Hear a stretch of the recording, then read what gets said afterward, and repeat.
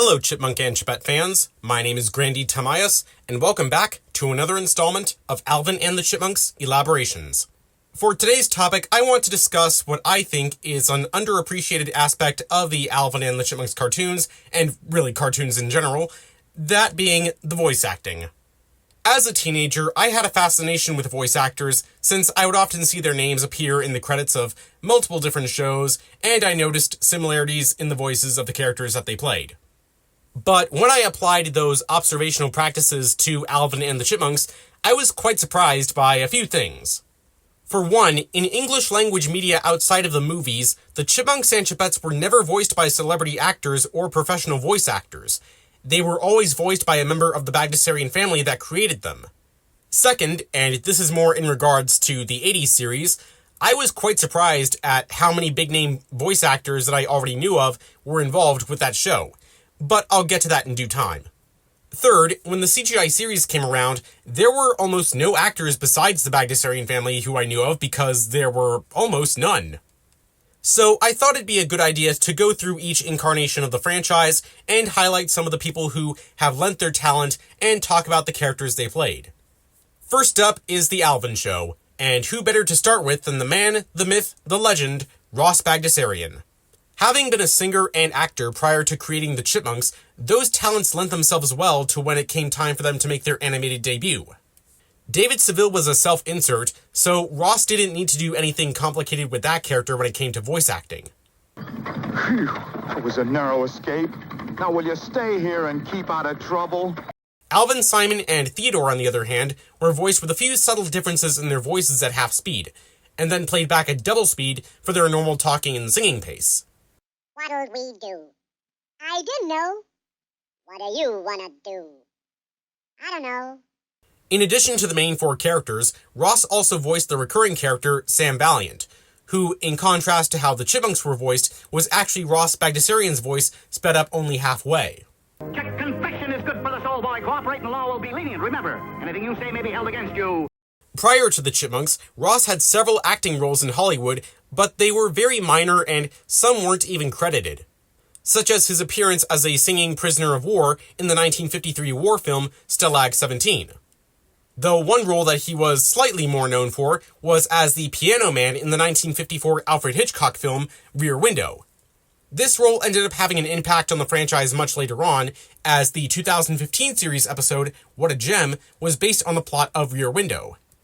There's also one voice actor in the Alvin Show who I'll get back to later, but I also want to mention Shepard Menken, who voiced Clyde Crashcup, the scientist who would invent already invented things.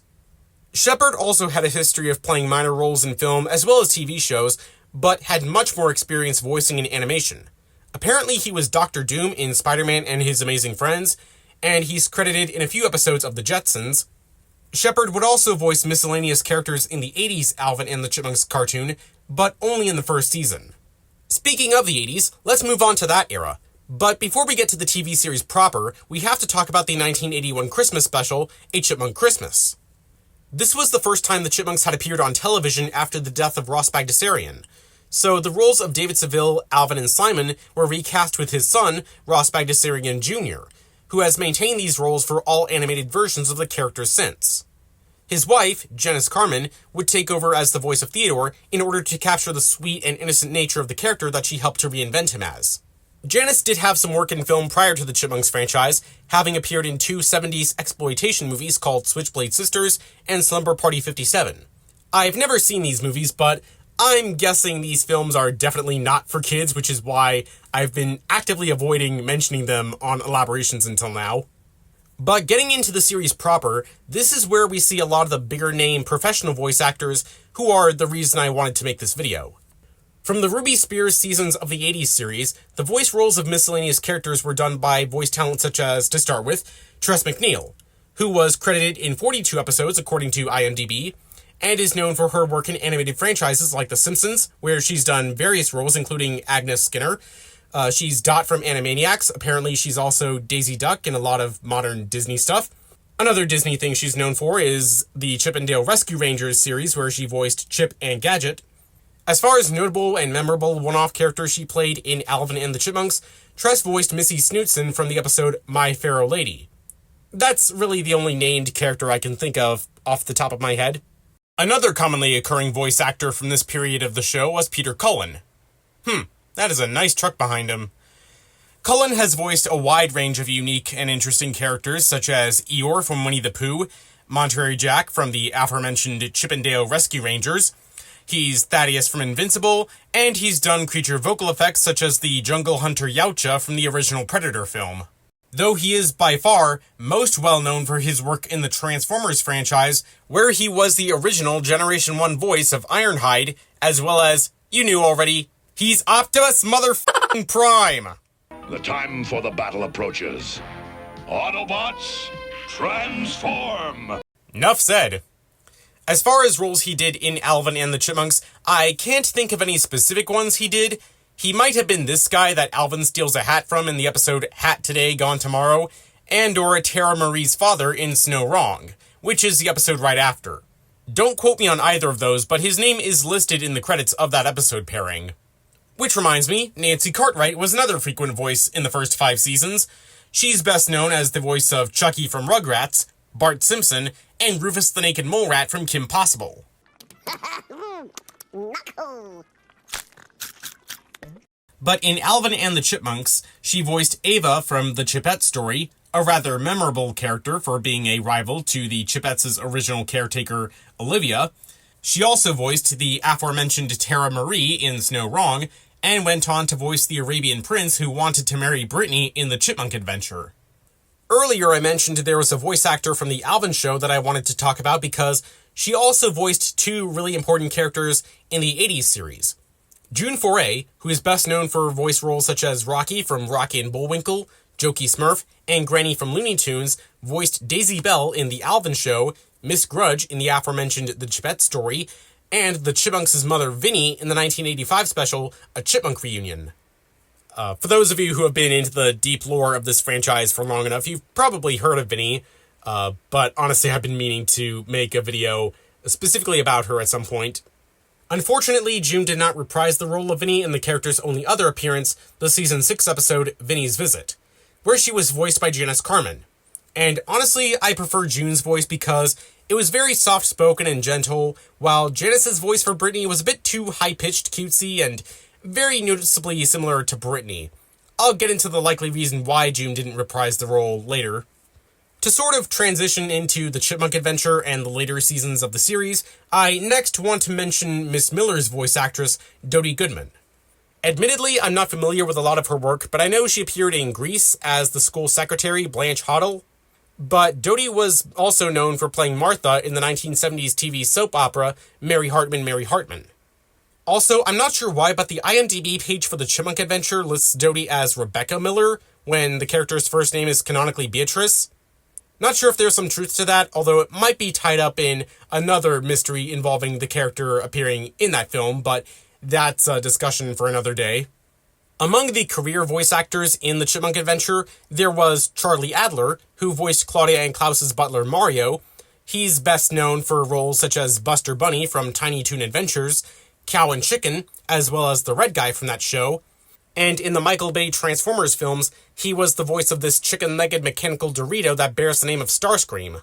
We will deliver the final, decisive blow. The Interpol agent Jamal, who busts the Furstein smuggling ring, was voiced by Ken Sansom. He's been the voice of Rabbit from Winnie the Pooh. That's probably his most famous thing. I also know him as Hound from the Generation 1 Transformers series. Also, spoiler alert, I'm not done mentioning Transformers. I know I already talk about that franchise a lot on this channel, but you're going to have to brace yourselves for later in the video.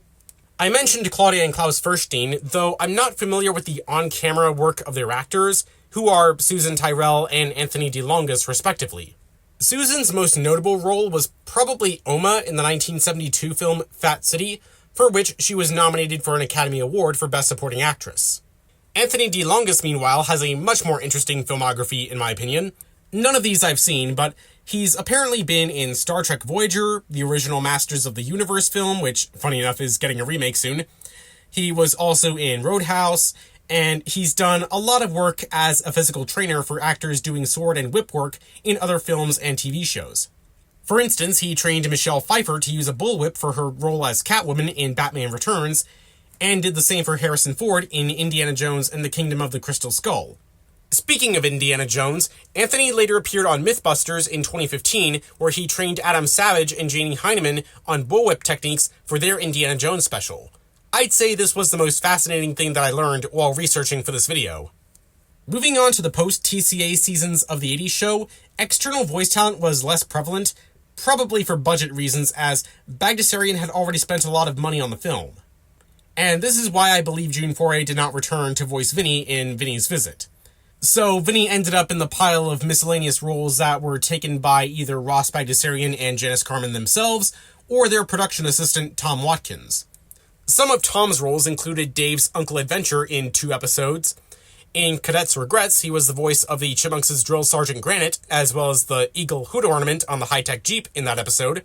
And in my favorite episode of the whole series, Wings Over Siesta Grande, Tom did the voices of Wings Walker, Pedro, the dishwasher in Sadie's restaurant, and Digby. You guys might know from the couple other times I've mentioned him in other videos that I'm a big Digby defender, despite him being such a minor character. But really, a lot of the aspects about Wings Over Siesta Grande are underrated in my opinion, including the work Tom Watkins did at making all these characters sound unique and interesting. Good job, Tom. In the 8th and final season, production did manage to get Frank Welker on for most of the episodes. He had voiced some background characters in the earlier seasons, but he was much more recognizable in Go to the Movies. Particularly because some of the characters he voiced sounded similar to ones that he did in the Generation 1 Transformers cartoon. For instance, Roland Bellyache from Daytona Jones sounds like Megatron. Welcome, Laserbeak. Unlike some of my other warriors, you never fail me. Now I'll be able to complete the map and find the legendary Pearl of Wisdom. And Flatfoot from Chip Tracy sounds like Soundwave's Cassetticon, Rumble. Hey, nobody calls Soundwave uncharismatic. In seconds, Chip Tracy will be smashed flat as a pancake. Welker was also the animal vocal effects for Claudia's dog Sophie and the baby penguin from the Chipmunk Adventure. Besides his aforementioned Transformers roles, Welker is also well known for playing Fred in the Scooby-Doo franchise, Dr. Claw from Inspector Gadget, which is just his Soundwave voice without the vocoder effect, various other animals from animated films and shows such as Abu from Aladdin, Curious George, Totoro in the English dub of My Neighbor Totoro, Barney Rubble from the Flintstones, Slimer from the Real Ghostbusters, Hefty Smurf, Garfield from the Cartoon Network Garfield series in the late 2000s. Seriously, I could go on and on. The guy's a legend. Funnily enough, as I was editing this video, I was informed that Monkipedia at present lists Frank Welker as the voice of Harry. I was under the impression that Ross Bagdasarian Jr. voiced him since the site said that for the longest time. Welker's name is listed in the credits of every episode that Harry appears in, but he's also in every other episode from seasons 1 through 5 as well. But pitching down the audio, it definitely sounds like Frank Welker. In fact, it's not too different from the Megatron or Roland Bellyache voices that you heard earlier. Take a listen. Don't worry, Luke. I've got your money. This Niagara Falls stunt put me on Easy Street. Don't worry, Luke. I've got your money. This Niagara Falls stunt put me on Easy Street. But more than any of the Go to the Movies roles, Alvin and the Chipmunks fans know Frank Welker best as both Frankie from Alvin and the Chipmunks Meet Frankenstein and the werewolf vocal effects in Alvin and the Chipmunks Meet the Wolfman. Speaking of those films, they also feature some top-tier voice actors like Michael Bell as Dr. Victor Frankenstein. He's known for roles such as Duke from the original G.I. Joe series, Grouchy, Lazy, and Handy Smurf, Quackerjack from Darkwing Duck, and in Transformers, he plays the voices of several G1 characters, including Prowl, Sideswipe, Swoop, Bombshell, and Scrapper. Scraper report! That's Scrapper, you asshole! Also in that movie, Bud Wiley, the celebrity that Monster Alvin causes mayhem and destruction around, is voiced by Kevin Michael Richardson, who, even if you don't know who this guy is, you've definitely heard his voice before.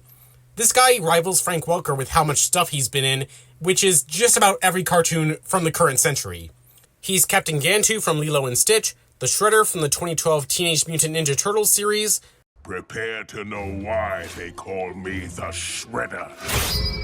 Maurice from the Madagascar TV shows, Sheriff Blubs from Gravity Falls, Jabba the Hutt from Star Wars The Clone Wars, Goro from Mortal Kombat, Demongo from Samurai Jack, Kamek from the Illumination Super Mario movies. You will Ritualistically sacrificed! And you guessed it, he's been in Transformers as well, most notably as Bulkhead from the Prime series.